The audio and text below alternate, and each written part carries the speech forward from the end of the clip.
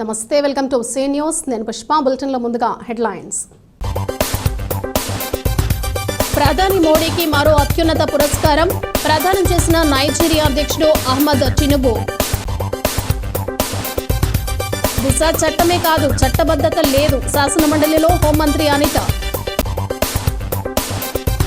పోలవరం నిర్వాసితులకు 3 ఎకరాల భూమి ఇవ్వాలి, న్యూ డెమోక్రసీ కేంద్ర కమిటీ సభ్యురాలు తాన్యా డిమాండ్.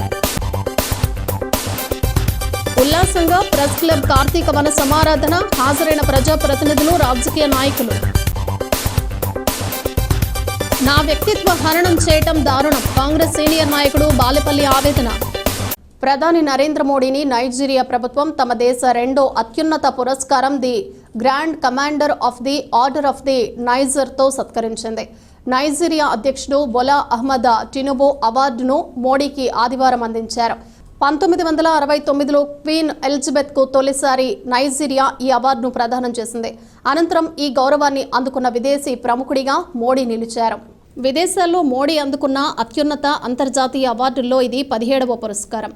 నైజీరియా అందించిన పురస్కారాన్ని స్వీకరిస్తున్నట్లు ప్రధాని మోడీ తెలిపారు. దానిని 140 కోట్ల భారతీయులకు అంకితమిస్తున్నట్లు చెప్పారు. మరోవైపు నైజీరియా అధ్యక్షుడు బోలా అహ్మద్ టినుబుతో మోడీ ఆదివారం ద్వైపాక్షిక చర్చలు జరిపారు. ఈ సందర్భంగా నైజీరియాతో వ్యూహాత్మక భాగస్వామ్యానికి భారత్ అధిక ప్రాధాన్యం ఇస్తోందని మోడీ వెల్లడించారు. ఆ దేశంతో రక్షణ, ఇంధనం, వాణిజ్య సహా పలు రంగాల్లో ఒప్పందాలు బలోపేతంపై కృషి చేస్తామని తెలిపారు. ఉగ్రవాదం, వేర్పాటువాదం, పైరసీ, మాదక ద్రవ్యాల అక్రమ రవాణా వంటి ప్రపంచం ఎదుర్కొంటున్న ప్రధాన సవాళ్లను ఉమ్మడిగా ఎదుర్కొందామన్నారు. నైజీరియా అధ్యక్షుడు టినుబు ఆహ్వానం మేరకు మోడీ నైజీరియా రాజధాని అబూజా చేరుకున్నారు. మంత్రి నైసోమ్ ఎజెన్వో ఆయనకు సాదరంగా స్వాగతం పలికి జ్ఞాపికను అందజేశారు. ఈ నెలలో వరదల తాకిడికి గురైన నైజీరియాకు 20 టన్నుల సహాయ సామాగ్రిని అందిస్తామని మోడీ ప్రకటించారు. Grand commander of the order of the niger से सम्मानित किए जाने पर मैं आपका, नाइजीरिया की सरकार और लोगों का हृदय से आभार व्यक्त करता हूं. मैं इस सम्मान को विनम्रता और आदर भाव से स्वीकार करता हूं और इस सम्मान को 140 करोड़ भारतवासियों और भारत नाइजीरिया की गहरी मित्रता को समर्पित करता हूं. గతంలో మహిళలపై అత్యాచారాలు జరిగితే జగన్ ప్రభుత్వం పట్టించుకోలేదని హోంమంత్రి వంగలపూడి అనిత విమర్శించారు. 5వ రోజు శాసనమండలి సమావేశంలో ఆమె మాట్లాడారు. ప్రశ్నోత్తరాల సమయంలో పలువురు ఎమ్మెల్సీలు అడిగిన ప్రశ్నలకు ఆమె సమాధానమిచ్చారు. వైకాపా హయాంలో పరామర్శకు వెళ్లిన తమపై కేసులు పెట్టారంటూ ఆగ్రహం వ్యక్తం చేశారు. దిశ చట్టం గురించి గొప్పగా చెప్తున్నారు. అసలు ఆ చట్టం ఉందా? దిశ యాప్ చట్టం పనిచేస్తే మహిళలపై అఘాయిత్యాలు ఎందుకు పెరిగాయి? ఉన్న నిర్భయ చట్టాన్ని వదిలేసి లేని దిశ చట్టాన్ని తీసుకొచ్చారంటూ ధ్వజమెత్తారు. కూటమి ప్రభుత్వ హయాంలో మహిళలపై అసభ్యంగా ప్రవర్తించిన వారిని అరెస్టు చేస్తున్నామన్నారు. ముచ్చుమరి ఘటనలో బాలికను గుర్తించడానికి సమయం పట్టింది. పోలీసుల వైఫల్యం ఇప్పటిది కాదు, వైకాపా హయాం నాటిది.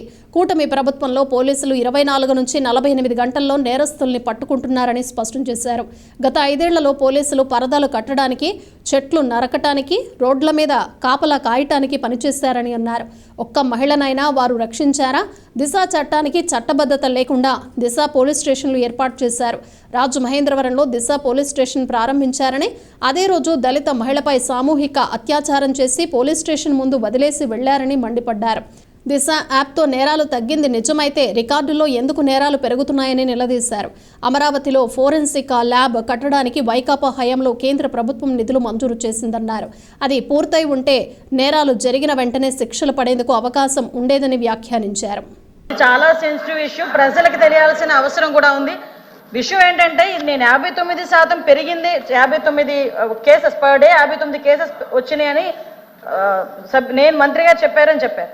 అది 2023 జూన్ నుంచి అక్టోబర్ వరకు అని చాలా క్లియర్గా సభ ముందు ఇందాక నేను ఉంచడం జరిగింది.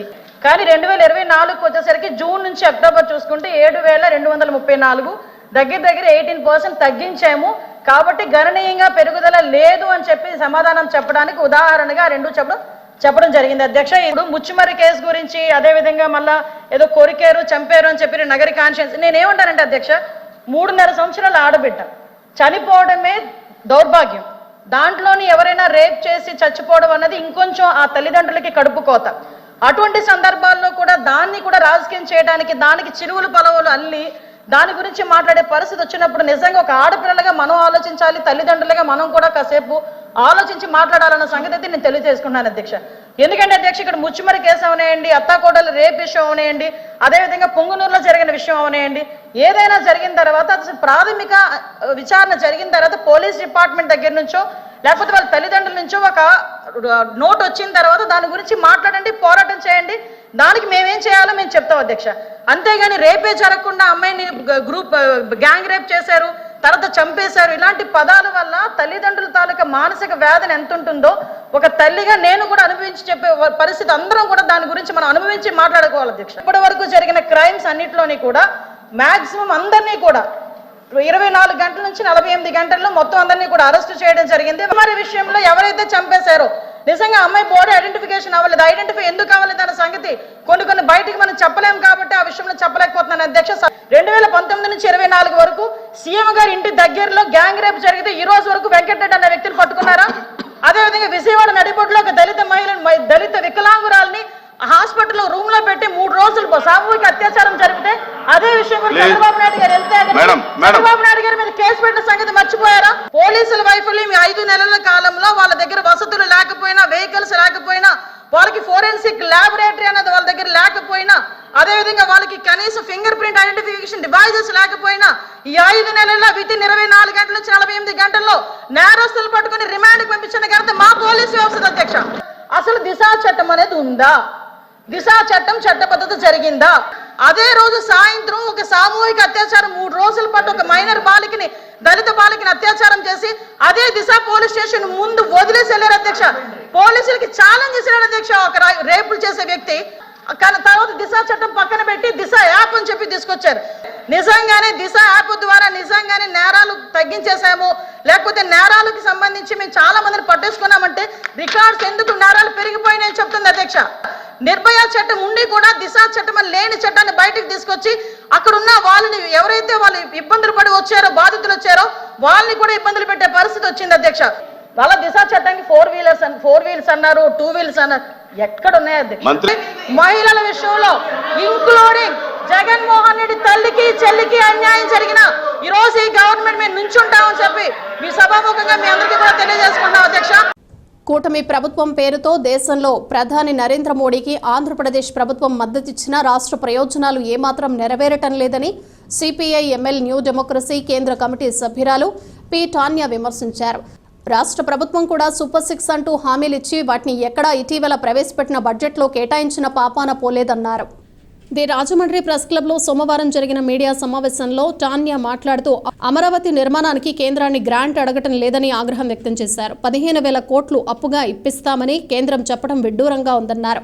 పోలవరం జాతీయ ప్రాజెక్టును కేంద్ర ప్రభుత్వమే పూర్తి చేయాలని, నిర్వాసితులకు పోలవరం ఆయకట్టు కిందే 3 ఎకరాల భూమిని కేటాయించడంతో పాటు అవసరమైన మౌలిక సదుపాయాల్ని కల్పించాలని డిమాండ్ చేశారు. నిర్వాసితులకు నష్టపరిహారం చెల్లించిన తర్వాతనే ప్రాజెక్టు నిర్మాణ పనులు చేపట్టాలన్నారు. రాష్ట్రంలో ఆశించిన విధంగా పాలన సాగటం లేదన్నారు. వెంటనే పూర్తిస్థాయి బడ్జెట్ను ప్రవేశపెట్టి అన్ని శాఖలకు నిధులు కేటాయించాలన్నారు. రాష్ట్రం లోటు బడ్జెట్లో ఉందని, వచ్చిన ఆదాయం అంతా అప్పులకే సరిపోతే ఇక ప్రజల పరిస్థితి ఏమిటని ప్రశ్నించారు. పీడీఎస్యు రాష్ట్ర ప్రధాన కార్యదర్శి ఎస్ కిరణ్ కుమార్ మాట్లాడుతూ విద్యారంగానికి ప్రభుత్వం తీవ్ర అన్యాయం చేస్తోందని ఆరోపించారు. మంత్రులు సీఎం చంద్రబాబు భజన చేయటం తప్పితే ఆయా శాఖల పనితీరును పట్టించుకోవటం లేదన్నారు. అమరావతి రాజధాని, మెట్రో, పోలవరం ప్రాజెక్టుకు నిధులు కేటాయింపుతో పాటు విశాఖ ఉక్కు పరిరక్షణకు అసెంబ్లీలో తీర్మానం చేయకపోవటం దారుణమన్నారు. నిరుద్యోగులకు ఒక్క జాబ్ నోటిఫికేషన్ కూడా ఇవ్వలేదని ధ్వజమెత్తారు. సమావేశంలో సిపిఐ ఎంఎల్ నాయకులు చీకట్ల వెంకటేశ్వరరావు, పీఓడబ్ల్యూ నాయకురాలు విజయ, కె భానుప్రసాద్, సతీష్ తదితరులు పాల్గొన్నారు.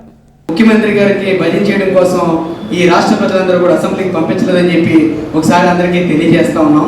అలాగే ఈ రాష్ట్రంలో సంబంధించి అనేక సమస్యలు ఉన్నాయి. రాష్ట్రంలో ప్రధానంగా అమరావతి రాజధాని ఏర్పాటు చేస్తామని చెప్పి మాట్లాడారు. అమరావతి మెట్రో స్టేషన్ తీసుకొస్తామని చెప్పి మాట్లాడారు. అలాగే విశాఖ ఉక్కు ఫ్యాక్టరీని కాపాడాల్సిన బాధ్యత ఉందని చెప్పేసి రాష్ట్రంలో ఇక్కడ చెప్తా ఉన్నారు తప్ప కనీసం అసెంబ్లీలో ఒక తీర్మానం అనేది ఈరోజు కూడా చేయనటువంటి పరిస్థితి మనం చూస్తూ ఉన్నాం. అలాగే కడప ఉక్కు పరిశ్రమని ఏర్పాటు చేస్తామని చెప్పేసి శిలాఫలకాలు వేస్తూ ఉన్నారు. అలాగే పోలవరం ప్రాజెక్టు ఏదైతే ఉందో దాని కింద బ్రతుకుతున్నటువంటి 292 గిరిజన గ్రామాల్ని వాళ్ళు ఖాళీ చేయించారు. వాడికి ఈ రోజు కూడా R&R ప్యాకేజీ కానీ అలాగే భూమికి బదులుగా భూమి ఇస్తామని చెప్పి 170 చట్ట ప్రకారం ఎవరైతే గిరిజనేతలు ఉన్నారో వాళ్ళు కూడా ఇతర ప్రాంతాలకు తరలించారు. అయినప్పటికీ ఈ రోజు కూడా కనీసం అక్కడ బ్రతుకుతున్నటువంటి గిరిజనులకి కనీసం వాళ్ళు చాలా ఇబ్బందులకు గురవుతూ ఉంటే కనీసం పట్టించుకునే పరిస్థితి రాష్ట్ర ప్రభుత్వాన్ని మనం చూస్తా ఉన్నాం. అలాగే నిరుద్యోగులకు సంబంధించి కూడా ఎక్కడా కూడా ఉద్యోగ అవకాశాల గురించి నోటిఫికేషన్లు అయితే ఇస్తామని చెప్పేసి హామీలు ఇస్తా ఉన్నారు తప్ప స్పష్టంగా నిర్ణయం అనేది అసెంబ్లీలో చేయని పరిస్థితి మనం చూస్తా ఉన్నాం. కాబట్టి సూపర్ 6 ఇది హిట్ ఆఫ్ అట్టా అని చెప్పేసి ఈరోజు మేము అడుగుతా ఉన్నాం. కాబట్టి సూపర్ 6 ఏదైతే ఉందో దాన్ని ఖచ్చితంగా అమలు చేయాలంటే మొత్తం మీరు ప్రవేశపెట్టినటువంటి బడ్జెట్ ఏమాత్రం సరిపోదని చెప్పేసి మనం స్పష్టంగా చెప్పదలుచుకుంటా ఉన్నాం.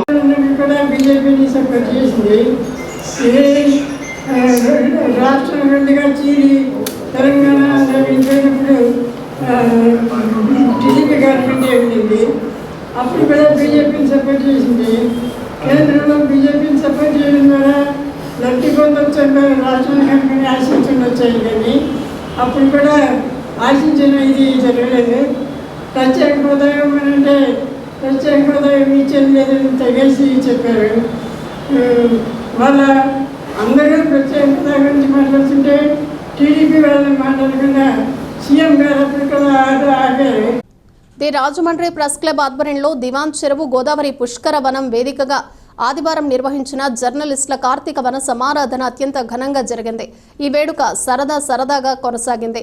నిరంతరం గజిబిజి వార్తలతో బిజీగా ఉండే ప్రింట్ అండ్ ఎలక్ట్రానిక్ మీడియా జర్నలిస్టులంతా ఈ రోజు మాత్రం కుటుంబ సభ్యులతో ఆహ్లాదంగా గడిపారు. ప్రెస్ క్లబ్ అధ్యక్షులు కుడుపూడి సారథి, గౌరవ అధ్యక్షులు మండేలా శ్రీరామ్ మూర్తి కార్యక్రమాన్ని నడిపించగా ప్రెస్ క్లబ్ కార్యవర్గ ప్రతినిధులు జర్నలిస్టులు ఏర్పాట్లలో తమ వంతు సహకారం అందించారు. ఈ సందర్భంగా పలు ఆటలు పాటలు డాన్స్లతో ప్రతిభ కనపరిచిన చిన్నారులకు విజేతలకు ప్రెస్ క్లబ్ తరపున బహుమతులను అందజేశారు. జర్నలిస్టుల ఆహ్వానం మేరకు MP Daggubati Purandeswari, Rajanagaram MLA Battula Balaramakrishna, Rajamahendravaram city MLA Adireddy Srinivas, మాజీ ఎంపీ మార్గాని భరత్రాం, పంతం కొండలరావు, టీడీపీ సీనియర్ నేత గన్ని కృష్ణతో పాటు బీజేపీ జాతీయ కార్యవర్గ సభ్యుడు సోము వీర్రాజు, బొమ్ముల దత్తు, రేలంగి శ్రీదేవి, క్షత్రియ బాలసుబ్రహ్మణ్య సింగ్, పలువురు ప్రముఖ నేతలు, కమెడియన్ భద్రం పాల్గొన్నారు. ఈ సందర్భంగా ప్రతి ఒక్కరూ జర్నలిస్టుల కష్టాన్ని, వారి విలువను ప్రస్తావిస్తూ సందేశాలు ఇచ్చారన్నారు. జర్నలిస్టులకు ఈ విషయంలోనైనా పూర్తి సహకారం ఉంటుందని పురంధేశ్వరి పేర్కొన్నారు. వారికి ఆ శివ వైష్ణవుల ఆశీస్సులు ఉండాలని ఆకాంక్షించారు. ఎమ్మెల్యే బలరామకృష్ణ, ఆదిరెడ్డి వాసు మాట్లాడుతూ జర్నలిస్టులకు ఇండ్ల స్థలాలు మంజూరు చేసేలా కృషి చేస్తామన్నారు. బలరామకృష్ణ, ఆదిరెడ్డి వాసు మాట్లాడుతూ జర్నలిస్టులకు ఇండ్ల స్థలాలు మంజూరు చేసేలా కృషి చేస్తామన్నారు. బలరామకృష్ణ అయితే మరో అడుగు ముందుకేసి జర్నలిస్టులందరికీ సిటీకి దగ్గరలో ఉండే మంచి ఇండ్ల స్థలాలు ఇచ్చేలా కృషి చేస్తామన్నారు. దానికి అవసరమైతే వ్యక్తిగతంగా నా పూర్తి సహకారం ఉంటుందని హామీ ఇచ్చారు. పలు పత్రికలు, ఛానళ్ల రిపోర్టర్లు, కెమెరామ్యాన్లు, ఫోటోగ్రాఫర్లు, సబ్ ఎడిటర్లు పాల్గొన్నారు. వాతావరణం జీవించాలి అనేటువంటి ఒక సందేశం ఏదైతే కార్తీక మాసం మనకు అందిస్తుందో అది బహుశా చాలా కొద్ది మంది దాన్ని అర్థం చేసుకుంటారు. కనుక కేవలం మనం ఈ రకమైనటువంటి సమారాధనలు చేసుకోవడం మాత్రమే కాకుండా మన పిల్లలతో, మన కుటుంబాలతో తెలియజేయవలసినటువంటి అవసరం చాలా ఉన్నది. కార్తీక మాసం రోజున ఆ నెలంతా కూడా దీపదానం చేస్తే చాలా గొప్ప, చాలా కానీ దానిలో ఉన్నటువంటి నిగూఢార్థం, నీలో ఉన్నటువంటి మంచితనాన్ని, ఆ వెలుగు ఏదైతే ఉందో నువ్వు 10గురికి పంచు అని చెప్పి పెద్దలు చెప్పినటువంటి మాట. అంటే మూఢత్వంగా చెప్తే దాన్ని ఆచరిస్తారు అనేటువంటి భావన ఉన్నా దాని వెనకాల ఉన్నటువంటి ఆలోచన ఎంత సూక్ష్మమైనదో ఒక్కసారి మనం అందరం కూడా గమనించవలసినటువంటి అవసరం చాలా ఉంది. అదేవిధంగా వన సమారాధన ఇప్పుడైతే కులాల వారీగా చేసుకుంటున్నారు, కానీ ఇంతకు ముందు కులాలుగా కాదు, సమాజంలో ఉన్నటువంటి వారందరూ కూడా కలిసి చేసుకునేటువంటి ఒక అద్భుతమైనటువంటి కార్యక్రమం. ఉసిరి చెట్టు కింద అందరూ కూర్చుని వనభోజనాలు చేసేటువంటి అవకాశం. ఉసిరి అంటే శ్రీ మహావిష్ణువుకి ప్రతిరూపంగా భావిస్తూ ఉంటారు. భావించి ఉసిరి చెట్టుకి మనం పూజలు చేస్తాం. కానీ వెనక ఉన్నటువంటి ఆలోచన ఏమిటంటే ఉసిరి చెట్టులో ఉన్నటువంటి ఈ వైద్య గుణాలు ఏవైతే ఉన్నాయో, సాధారణంగా విటమిన్ సి కనుక అధికంగా మన శరీరంలో ఉన్నట్లయితే ఎటువంటి జబ్బులు మనకి రావని చెప్పి పెద్దలు చెప్తూ ఉంటారు. ఉసిరికి విటమిన్ సి లభించేటువంటి ఒక ఔషధ గుణం కలిగినటువంటి ఒక చెట్టు కనుక అటువంటి ఔషధ గుణాలు కలిగినటువంటి చెట్లని పూజించడం మాత్రమే కాకుండా అసలు ప్రకృతికి మన హైందవ ఆలోచన విధానంలో ఎంతటి ప్రాధాన్యతనిచ్చారు అనేటువంటి విషయం మనం ఇక్కడ గమనించాలి. కార్తీక సమారాధనకి ఆహ్వానించినందుకు ముందుగా ఆహ్వాన కమిటీ వారికి ధన్యవాదాలు తెలియజేస్తా ఉన్నా. మరి ఏ సంవత్సరం కూడా నాకు తెలిసైతే పెద్దలు ఆదిరెడ్డి అప్పారావు గారు కార్యక్రమం మిస్ అవ్వడం అనేది ఉండేది కాదు. మరి వైరల్ ఫీవర్ అవడం వల్ల ఉదయం నేను బయటికి వెళ్తున్నప్పుడు కూడా ఆయన ఏ కార్యక్రమం గురించి అడగట్లా, ప్రెస్ క్లబ్ ఉంది వెళ్తున్నావు కదా అని అడుగుతున్నారు. అది నేను వెళ్ళబోతున్నాను వండిస్తారా అని చెప్పి ఆయన్ని అడిగాను నేను. ఏదేమైనా సమాజంలో ఫోర్త్ ఎస్టేట్, రాజకీయ వ్యవస్థ రెండు కూడా అనుసంధానంతో ముందుకు వెళ్ళాల్సిన అవసరం సమాజ హితం కోసం ఉంది. కాబట్టి ఇరువురు కూడా అనుసంధానం చేసుకుంటూ ఓ పక్కన అభివృద్ధిని మరో పక్కన సంక్షేమాన్ని తీసుకెళ్తున్న ప్రభుత్వానికి సూచనలు ఇస్తూ సహకరించాలని తెలియచేస్తూ, అలాగే ఈరోజు నా గెలుపులో రాజమహేంద్రవరం ప్రెస్ క్లబ్ యొక్క పాత్ర ముమ్మాటికి ఉంది. మీ అందరి యొక్క సహకారంతో ఈరోజు నేను శాసనసభ్యుడిగా ఇక్కడ ఉన్నాను. భవిష్యత్తులో కూడా మీ అందరి యొక్క సహకారం ఎల్లవేళలా ఉండాలని, నేను చేసే ప్రతి కార్యక్రమం అది తెలిసినో తెలియకనో ఏది జరిగినా తప్పకుండా అది సమాజానికి కానీ ఇంకెవరికైనా సరే నష్టం కలిగించే విధంగా ఉంటే నా దృష్టికి తీసుకొచ్చి నన్ను సరిచేసే బాధ్యత కూడా మీరు అందరూ తీసుకుంటారని కూడా ఆశిస్తూ మరొక్కసారి మీ కుటుంబ సభ్యులందరికీ కూడా కార్తీక మాస శుభాకాంక్షలు తెలియజేస్తూ, గత 40 సంవత్సరాలుగా కాంగ్రెస్ పార్టీలో క్రమశిక్షణ కలిగిన సైనికుడిగా పనిచేస్తున్నారని, ఇప్పటి వరకు 4 పిసిసి అధ్యక్షులు నాకు అప్పగించిన అన్ని బాధ్యతలను సమర్థవంతంగా నిర్వహించానని, అటువంటి తన వ్యక్తిత్వాన్ని కించపరుస్తూ డీసీసీ అధ్యక్షుడు టీకే విశ్వేశ్వరరెడ్డి మాట్లాడటం బాధాకరమని కాంగ్రెస్ సీనియర్ నాయకుడు బాలేపల్లి మురళీధర్ అన్నారు. పార్టీని నడిపించడానికి ఆర్థిక ఇబ్బందులు పడుతున్నట్లు టీకే విశ్వేశ్వరరెడ్డి పదే పదే వ్యాఖ్యానించడం సమంజసం కాదన్నారు. కాంగ్రెస్ పార్టీ తరపున గత ఎన్నికల్లో నియోజకవర్గాల్లో పోటీ చేసిన ఎంపీ, ఎమ్మెల్యే అభ్యర్థులకు ఫండ్ ఇవ్వలేదని ఎవరూ ఎక్కడా చెప్పలేదన్నారు. ఈ విషయాన్ని కూడా ఆయన బాహాటంగానే పేర్కొనడం పార్టీకి నష్టం చేకూర్చే చర్యేనని అభివర్ణించారు. ది రాజమండ్రి ప్రెస్ క్లబ్లో సోమవారం జరిగిన మీడియా సమావేశంలో ఆయన మాట్లాడుతూ, ఇటువంటి వ్యాఖ్యలు చేసిన టీకేపై చర్యలు తీసుకోవడానికి తాను ఏఐసీసీ, పీసీసీల దృష్టికి తీసుకువెళతానని స్పష్టం చేశారు.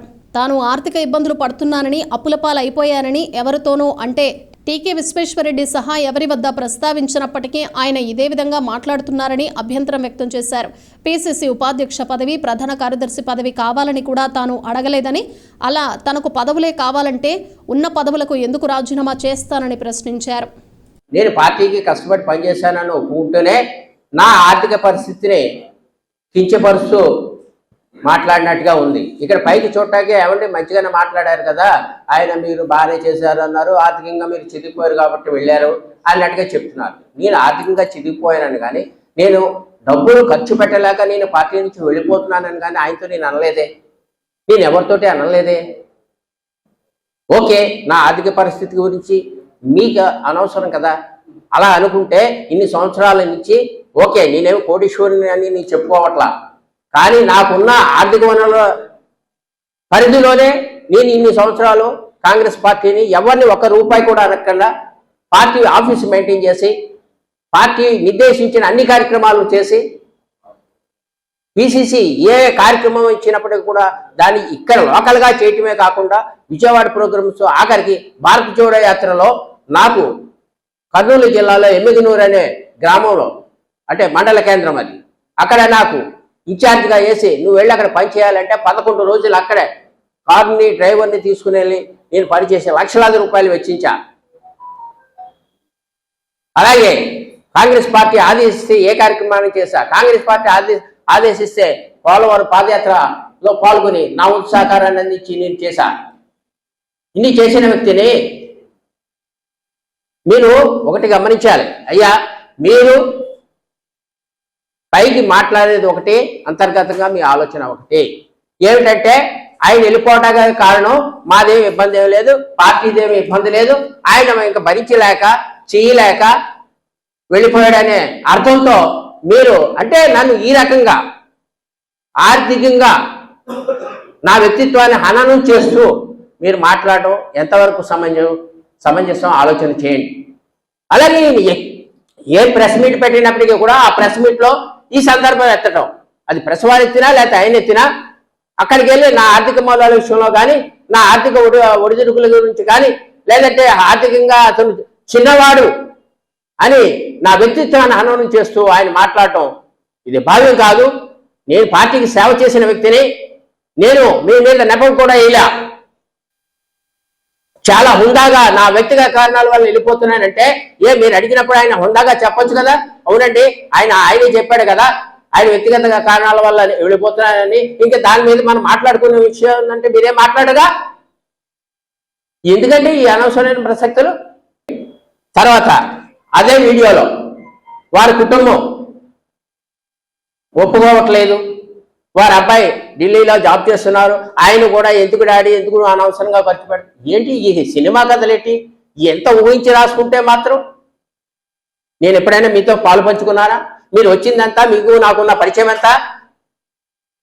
నేను నా ఆర్థిక ఇబ్బందులు మీకు చెప్పానా? లేదంటే నా కుమారుడు ఎలా ఉంటారో మీరు చూసారా ఎప్పుడైనా? నా కుటుంబం ప్రోత్సాహం లేనిదే ఇన్ని సంవత్సరాల నుంచి ఇవాళ కాదు, ఏ రోజు నుంచో నేను కాంగ్రెస్ పార్టీలో ఉన్నాను మీ అందరికీ తెలుసు. పార్టీలో తిరగాలంటే అంతో ఎంతో, పార్టీ అధికారంలో ఉన్నప్పుడు కూడా అంతో ఎంతో ఖర్చు అవుతూనే ఉంటుంది, వ్యాపారం పోతుంది. అయినప్పటికీ కూడా పార్టీ మీద అభిమానంతోటే కదా నేను తిరిగాను. నా ఇంట్లో నా కుటుంబ సభ్యుల ప్రోత్సాహం లేకపోతే నేను తిరగలేను కదా ఇన్నాళ్ళు. మీకు ఎవరు చెప్పారని మా కుటుంబ సభ్యులు ఇబ్బంది పెట్టారు, లేదంటే మా కుటుంబ సభ్యులు కాదన్నారు, లేదా మా కుమారుడు ఎందుకు డాడీ అన్నారు? ఏమిటి ఈ కథలు ఎవరు చెప్పారు? మీకు ఎలా నిర్మించుకున్నారు? ఇది తప్ప కాలా ఆలోచన చేయండి. నిడదవోలు పురపాలక సంఘం చైర్మన్, వైస్ చైర్మన్, మరో 7 కౌన్సిలర్లు జనసేన పార్టీ తీర్థం పుచ్చుకున్నారు. వారికి రాష్ట్ర పర్యాటక, సాంస్కృతిక, సినిమాటోగ్రఫీ శాఖల మంత్రి కందుల దుర్గేశ పార్టీ కండువాలు కప్పి సాదరంగా ఆహ్వానించారు. ఈ నెల 15న వీరంతా వైఎస్ఆర్ కాంగ్రెస్ పార్టీకి రాజీనామా చేయగా ఇప్పుడు జనసేనలో చేరారు. నిడదవోలు పురపాలక సంఘం chairman Bhupathi Adinarayana, vice chairman Gangula వెంకటలక్ష్మితో పాటు 7 కౌన్సిలర్లు ఆదివారం రాష్ట్ర మంత్రి కందుల దుర్గేశ సమక్షంలో జనసేన పార్టీలో చేరారు. క్యాంపు కార్యాలయంలో జరిగిన కార్యక్రమంలో మంత్రి వారికి పార్టీ కండువాలు కప్పి ఆహ్వానించారు. జనసేనలో చేరిన వారిలో ఎండి షకీరా బేగం, ముంగడి మాణిక్యాలరావు, ఉసురుమర్తి జాన్బాబు, చిలకల శారదాదేవి, సైదు చంద్రశేఖర్, మద్దిపాటి నాగశ్రీ, మానుపాటి లక్ష్మితో పాటు మరికొందరు వైకాపా నాయకులు జనసేనలో చేరారు. ఈ సందర్భంగా మంత్రి దుర్గేష్ మాట్లాడుతూ నిడదవోలు పట్టణాభివృద్ధికి కౌన్సిలర్లు కలిసి రావడం అభినందనీయమన్నారు. తూర్పు పశ్చిమ గోదావరి శాసనమండలి పట్టభద్రుల ఓటర్లుగా నవంబర్ 17వ తేదీ నాటికి 63,282 మంది దరఖాస్తులు నమోదు చేసుకోవడం జరిగిందని జిల్లా కలెక్టర్ పి ప్రశాంతి పేర్కొన్నారు. సోమవారం జిల్లా కలెక్టర్ ఛాంబర్లో కలెక్టర్ ప్రశాంతి రాజకీయ పార్టీల ప్రతినిధులతో పట్టభద్రుల ఓటర్ల నమోదు ప్రక్రియపై సమావేశాన్ని నిర్వహించారు. ఈ సందర్భంగా కలెక్టర్ మాట్లాడుతూ మండలాల వారీగా తూర్పు పశ్చిమ గోదావరి ఎమ్మెల్సీ పట్టభద్రుల ఓటర్లుగా తూర్పు గోదావరి జిల్లాకు చెందిన దరఖాస్తులు నవంబర్ 17వ తేదీ నాటికి 63,282 దరఖాస్తులు వచ్చాయని, ఇందులో ఆన్లైన్ ద్వారా 12,883, ఆఫ్లైన్ ద్వారా 31,015 దరఖాస్తులు గ్రాడ్యుయేట్ ఓటర్లు నమోదు చేసుకోవడం జరిగిందన్నారు. డ్రాఫ్ట్ ఓటరు జాబితా నవంబర్ 23న ప్రకటించనున్నట్లు తెలిపారు. గత గ్రాడ్యుయేట్ ఎమ్మెల్సీ ఎన్నికలకు సంబంధించి 61 పోలింగ్ స్టేషన్స్ ఉండగా ప్రస్తుతం 82 పోలింగ్ కేంద్రాలు ఏర్పాటు చేసేందుకు ప్రతిపాదనలు సిద్ధం చేశామన్నారు. గతంలో కంటే అదనంగా 21 పోలింగ్ కేంద్రాలు పెరుగుతాయన్నారు. గ్రాడ్యుయేట్ ఎమ్మెల్సీ ఎన్నికల్లో పోలింగ్ అయ్యే ఓట్లు చెల్లుబాటు అయ్యే విధంగా రాజకీయ పార్టీలు మాన్యువల్ ఓటింగ్పై ప్రత్యేక దృష్టి పెట్టాలన్నారు. బీజేపీ జిల్లా ప్రధాన కార్యదర్శి బి రామచంద్రరావు, బీఎస్పీ తరపున పట్నాల విజయ్ కుమార్, ఆమ్ ఆద్మీ పార్టీ జిల్లా అధ్యక్షుడు వై శ్రీనివాసరావు, సిపిఎం జిల్లా సెక్రటరీ టి అరుణ్ తదితరులు పాల్గొన్నారు. Old town pictures, Padmaja films private ఆధ్వర్యంలో నిర్మించిన ఫైనాన్షియల్ క్రైమ్ థ్రిల్లర్ చిత్రమే జీబ్రా అని తెలిపిన చిత్ర కథానాయకుడు సత్యదేవ్, చిత్రానికి ఈశ్వర్ కార్తీక్ రచించి దర్శకత్వం వహించారన్నారు. జీబ్రా చిత్రం యూనిట్ రాజమహేంద్రవరంలో సందడి చేసింది. స్థానిక షెల్టన్లో జరిగిన మీడియా సమావేశంలో హీరో సత్యదేవ్ మాట్లాడారు. చిత్రంలో డాలి ధనుంజయ, సత్యరాజ్, ప్రియా భవానీ, శంకర్, సునీల్ మరియు అమృత్ అయ్యంగార్ ప్రధాన పాత్రలు పోషించగా రవి బస్రూర్ సంగీతం సమకూర్చారన్నారు. బ్రెజిలియన్ దేశానికి చెందిన నటి జెనిఫర్ మాట్లాడుతూ జీబ్రా చిత్రంలో నటించడం చాలా సంతోషంగా మరియు ఉత్సాహంగా ఉందన్నారు. చిత్రాన్ని ప్రేక్షకులు చూసి ఘన విజయం అందించాలని కోరారు. సినిమా అంటే అపారమైన ప్రేమ కలిగిన గోదావరి జిల్లా ప్రేక్షకులకు జీబ్రా చిత్రం ఖచ్చితంగా నచ్చుతుందని చెప్పిన హీరో సత్యదేవ్ ఫైనాన్షియల్ క్రైమ్ థ్రిల్లర్గా, కామెడీ, మాస్ ఎంటర్టైనర్గా నవంబర్ 22న పాన్ ఇండియా చిత్రంగా జీబ్రా విడుదల కానుందని అన్నారు. ప్రేక్షకులు ఘన విజయం అందించాలని ఆకాంక్షించారు. కమెడియన్ భద్రం పాల్గొన్నారు. యాక్షన్ క్రైమ్ థ్రిల్లర్ అండి, మీరు చెప్పిన మూడు ఉంటాయి. So and also it's an entertainer. Definitely it's a mix. అంటే ఒక్క జానరా నేను మాట్లాడలేను. Action, crime, thriller. ఒక చిన్న ట్రాన్సాక్షన్ ఎర్రర్ వల్ల నేను ఇందాక అన్నట్టు అది అనుకోని ఒక ట్రాన్సాక్షన్ ఎర్రర్ వల్ల మొత్తం వరల్డ్ అంతా అప్సైడ్ డౌన్ అయిపోతుంది నా క్యారెక్టర్కి. నేను ఒక బ్యాంక్ రిలేషన్షిప్ మేనేజర్ని, నా బాస్ ఈవిడ. సో అక్కడి నుంచి ఈ సినిమా మొత్తం ఆద్యంతం అసలు దాంట్లోంచి బయటికి ఎలా వస్తాడు, ఫన్నీగా ఒక ఫన్ ఉంటుంది, ఆ సిచ్యువేషన్స్ ఎదుర్కొన్నప్పుడు ఫన్ ఉంటుంది. అండ్ అంతే, అది జానర్. సో తిను బ్రెజిలియన్. సో బేసికలీ ఇది ఒక పాన్ ఇండియా కాదు, పాన్ వరల్డ్ ఫిల్మ్ అని మేము అనుకుంటాం. సో అంటే నాకు భద్రం అంటే నాకు కూడా కరెక్టే కదా అనిపించింది.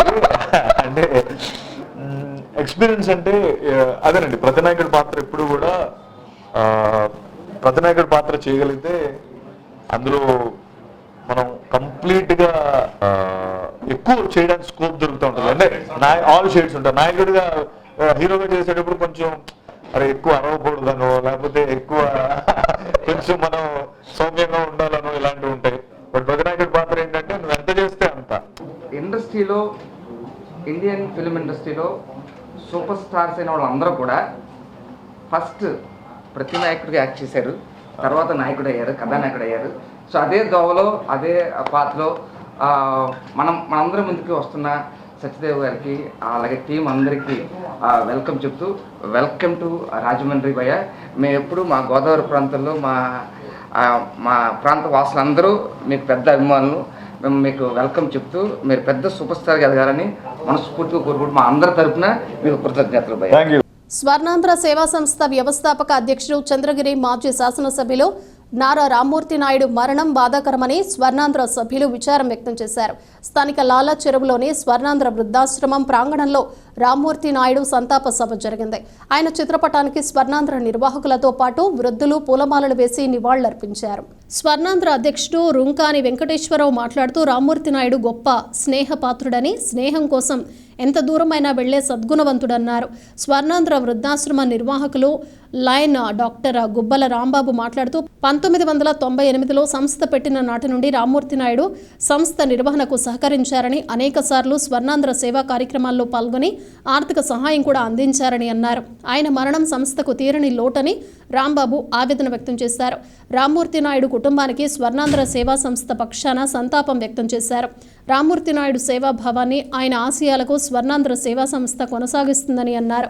స్వర్ణాంధ్ర ఉపాధ్యక్షులు బొప్పర నాగేశ్వరరావు, కార్యదర్శి పివిఎస్ కృష్ణారావు, జి గంగాధర్, హరికృష్ణ తదితరులు పాల్గొన్నారు. ఆంధ్రప్రదేశ్ కాంగ్రెస్ కమిటీ అధ్యక్షురాలు వైఎస్ షర్మిలారెడ్డి, మాజీ ముఖ్యమంత్రి డాక్టర్ వైఎస్ రాజశేఖర రెడ్డి సతీమణి విజయమ్మపై సోషల్ మీడియాలో అసభ్యకరమైన పోస్టులు పెట్టిన వారిపై కఠిన చర్యలు తీసుకోవాలని డీసీసీ అధ్యక్షుడు టీకే విశ్వేశ్వరరెడ్డి డిమాండ్ చేశారు. ఈ మేరకు ఆయన సోమవారం తూర్పుగోదావరి జిల్లా ఎస్పీ కార్యాలయంలో ఫిర్యాదు చేశారు. టీకే ఆధ్వర్యంలో కాంగ్రెస్ నాయకులు ఎస్పీని కలిసి షర్మిలారెడ్డి, విజయమ్మ, మాజీ మంత్రి వైఎస్ వివేకానందరెడ్డి కుమార్తె సునీతపై సోషల్ మీడియాలో అసభ్యకరమైన పోస్టులు పెట్టిన వర్ర రవీంద్రారెడ్డిపై, అవినాష్ రెడ్డి, పిఏ రాఘవరెడ్డిపై, వీరితో పాటు సోషల్ మీడియాలో అసభ్యకరమైన పోస్టింగ్లు పెట్టించిన కడప ఎంపీ అవినాష్ రెడ్డిపై కేసు నమోదు చేసి తక్షణం అరెస్ట్ చేయాలని వినతి పత్రం అందజేశారు. ఈ కార్యక్రమంలో రాష్ట్ర కార్మిక సంఘాల అధ్యక్షులు జేటీ రామారావు, పిసిసి కార్యదర్శులు అబ్దుల్లా షరీఫ్, బెజవాడ రంగారావు, జాల నటరాజ్, కిషోర్ కుమార్ జైన్ తదితరులు పాల్గొన్నారు. ఈరోజు తూర్పుగోదావరి జిల్లా సూపరింటెండెంట్ ఆఫ్ పోలీస్ వారి యొక్క కార్యాలయంలో ఎస్పీ గారిని కలిసి పిసిసి అధ్యక్షురాలు వైఎస్ షర్మిలారెడ్డి గారు, అలాగే రాజశేఖర రెడ్డి గారి భార్య విజయమ్మ గారు, అలాగే వివేకానంద రెడ్డి గారి కుమార్తె సునీత గారి మీద అసభ్యకరమైనటువంటి పోస్టింగ్లు పెట్టినటువంటి రాఘవరెడ్డి, అలాగే రవీందర్ రెడ్డి వీళ్ళతోటి పోస్టింగ్లు పెట్టించినటువంటి అవనీష్ రెడ్డి మీద కేసులు పెట్టి తక్షణం అరెస్ట్ చేయాలని డిమాండ్ చేస్తూ జిల్లా ఎస్పీ గారికి ఒక రిప్రజెంటేషన్ ఇవ్వడం జరిగింది. ఆయన తక్షణం దీని మీద చర్యలు తీసుకుంటామని చెప్పారు. కాబట్టి త్వరలోనే అవనీష్ రెడ్డి గారిని, రవీందర్ రెడ్డిని, మన రాఘవరెడ్డి గారిని కూడా అరెస్ట్ చేయడం జరుగుతుంది. మన బాధ్యత ఫౌండేషన్ అధ్యక్షుడు గారా అజయ్ కుమార్ ఆధ్వర్యంలో రాజమండ్రి క్వారీ మార్కెట్ సెంటర్లో సంజీవని వాలంటరీ బ్లడ్ బ్యాంక్ ద్వారా రక్తదాన శిబిరం ఏర్పాటు చేశారు. ఆయన మాట్లాడుతూ ఈ శిబిరంలో రక్తదానం చేసిన దాతలందరికీ కృతజ్ఞతలు తెలిపారు. రక్తదానంపై ప్రజల్లో చైతన్యం తేవటానికి కృషి చేస్తున్నామన్నారు. ప్రజల్లో రక్తదానం పట్ల ఉన్న అపోహలు తొలగించి అందరినీ రక్తదాతలుగా మార్చడానికి అన్ని ప్రాంతాల్లో రక్తదాన శిబిరాలను ఏర్పాటు చేస్తున్నామని తెలిపారు.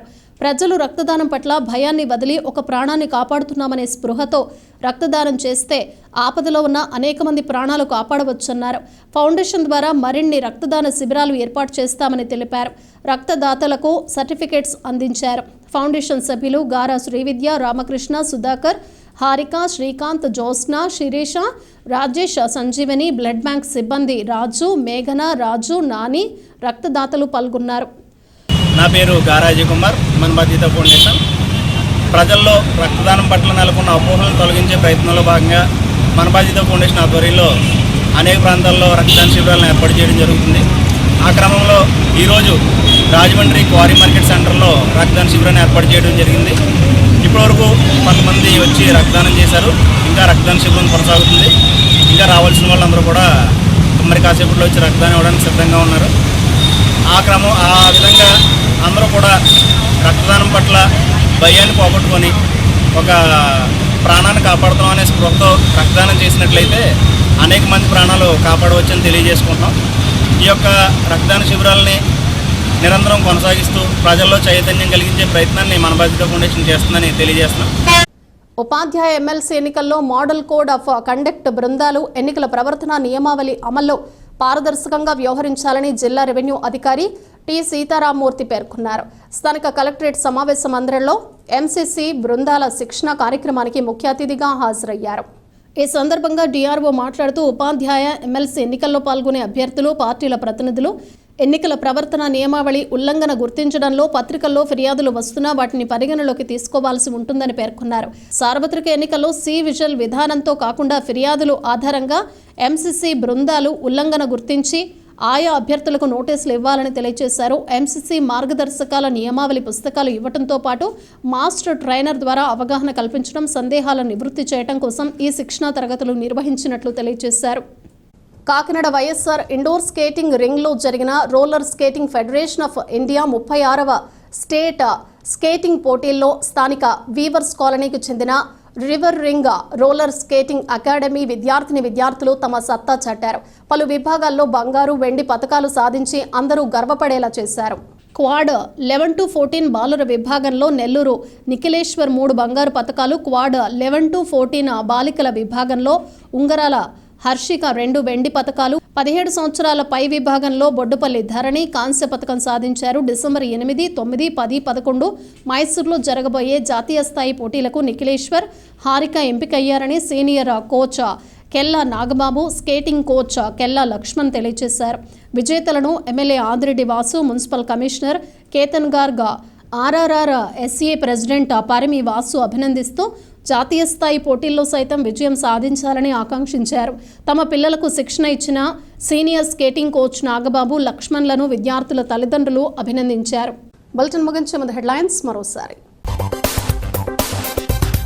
ప్రధాని మోడీకి మరో అత్యున్నత పురస్కారం ప్రదానం చేసిన నైజీరియా అధ్యక్షుడు అహ్మద్ టినుబు. దిశ చట్టమే కాదు, చట్టబద్ధత లేదు, శాసనమండలిలో హోంమంత్రి అనిత. పోలవరం నిర్వాసితులకు 3 ఎకరాల భూమి ఇవ్వాలి, న్యూ డెమోక్రసీ కేంద్ర కమిటీ సభ్యురాలు తాన్య డిమాండ్. ఉల్లాసంగా ప్రెస్ క్లబ్ కార్తీక వన సమారాధన, హాజరైన ప్రజాప్రతినిధులు, రాజకీయ నాయకులు. నా వ్యక్తిత్వ హననం చేయటం దారుణం, కాంగ్రెస్ సీనియర్ నాయకుడు బాలేపల్లి ఆవేదన. ఇవి బులెటిన్ విశేషాలు. Keep watching C news.